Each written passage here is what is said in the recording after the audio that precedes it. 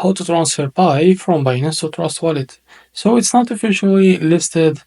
The Pi it's not listed yet on Binance, but if it's listed in the future, I will show you now how to transfer it to Trust Wallet. Now, first of all, I will use the example of USDT. Now, after that, what you need to do, just tap on Assets, select the spot from the top part. Now tap on Withdraw, and now search for your token. In this case, it will be USDT. Now, after you find the token, just tap on it. And now tap on Send via Crypto Network. And as you can see, first of all, set the network as the BIP20. Now to get the address of your token, just go to your Trust Wallet account. Now in the home, tap on search bar and now type your token. In this case, it will be USDT. But first, set the network as the BNB chain. As you can see, the BNB Smart Chain. Now after you set it, you can now select your token as you can see from here. So I will select the USDT. To get the withdrawal address, just tap on receive from here.